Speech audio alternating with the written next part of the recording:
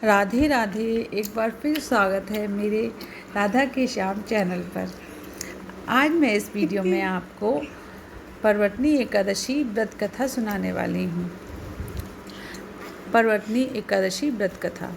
पांडुनंदन अर्जुन ने कहा, हे प्रभु, भादव के शुक्ल पक्ष की एकादशी का क्या नाम है तथा उसके व्रत का क्या विधान है? उस एकादशी के उपवास को करने से किस फल की प्राप्ति होती है? हे कृष्ण, कृपा करके सब कुछ समझाइए और कहिए। श्री कृष्ण ने कहा, हे पार्थ, भादव माह के शुक्ल पक्ष की एकादशी को जयंती एकादशी भी कहते हैं। इस एकादशी की कथा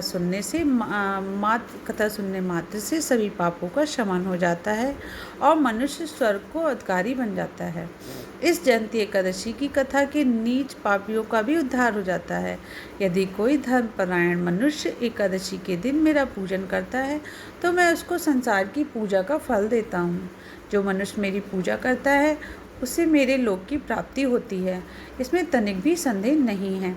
जो मनुष्य इस एकादशी के दिन भगवान श्री वामन का पूजन करता है वह तीनों देवताओं अर्थात ब्रह्मा विष्णु महेश की पूजा करता है। हे पार्थ, जो मनुष्य इस एकादशी का उपवास करते हैं उन्हें इस संसार में कुछ भी करना शेष नहीं रहता। इस एकादशी में भगवान विष्णु करवट बदलते हैं, इसीलिए इसे परवतनी एकादशी भी कहते हैं। यह सुन विस्मित होकर अर्जुन ने कहा, हे जनार्दन, आपके वचनों को सुनकर मैं भ्रम में पड़ गया हूँ कि आप किस प्रकार सोते तथा करवट बदलते हैं। आप बलि को क्यों बांधा और वामन रूप धारण करके क्या लीलाएं की? चतुर्मास व्रत का विधान क्या है तथा आपके शयन करने पर मनुष्य का क्या कर्तव्य है? कृपा कर सब आप विस्तार पूर्वक कहिए। भगवान श्री कृष्ण ने कहा, हे कुंती पुत्र अर्जुन, अब तुम समस्त पापों का शमन करने वाली इस कथा को ध्यानपूर्वक श्रवण करो। त्रेता युग में बलि नामक एक असुर था। वह अत्यंत भक्त, दानी, सत्यवादी और ब्राह्मणों की सेवा करने वाला था। वह सदा यज्ञ, तप आदि किया करता था। अपनी इसी भक्ति के प्रभाव से वह स्वर्ग में देवेंद्र के साथ स्थान पर राज्य करने लगा। देवराज इंद्र तथा अन्य देवता इस बात को सहन नहीं कर सके और भगवान श्री हरि के पास जाकर प्रार्थना करने लगे। अंत में मैंने वामन रूप धारण किया और तेजस्वी ब्राह्मण बालक के रूप में राजा बलि पर विजय प्राप्त की। यह सुनकर अर्जुन ने कहा, हे लीलापति, आपने वामन रूप धारण करके उस बलि को किस प्रकार जीता? कृपा कर यह सब विस्तार पूर्वक बताइए। श्री कृष्ण भगवान ने कहा, मैंने वामन रूप धारण करके राजा बलि से याचना की, हे राजन, तुम मुझे 3 पग भूमि दे दो, इससे तुम्हें 3 लोक का दान का फल प्राप्त होगा। राजा बलि ने इसे छोटी सी याचना को स्वीकार कर लिया और भूमि देने को तैयार हो गया।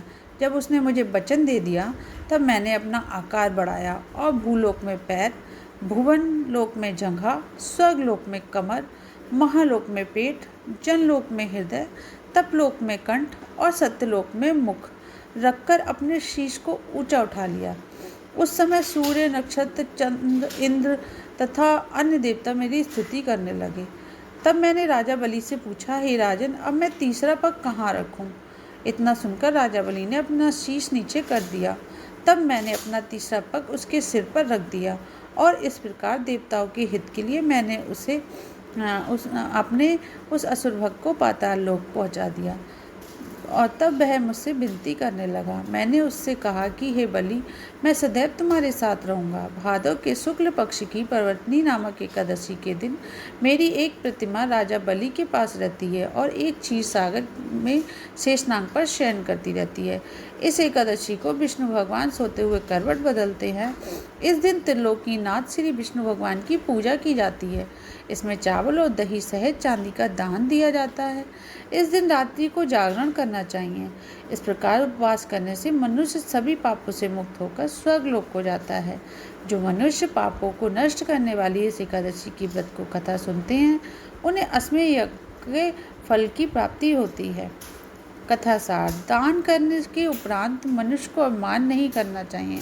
राजा बलि ने अपमान किया और पाताल को चला गया। इससे इस बात का भी बोध होता है कि अति हर कार्य की बुरी होती है। यह थी परवतनी एकादशी व्रत कथा।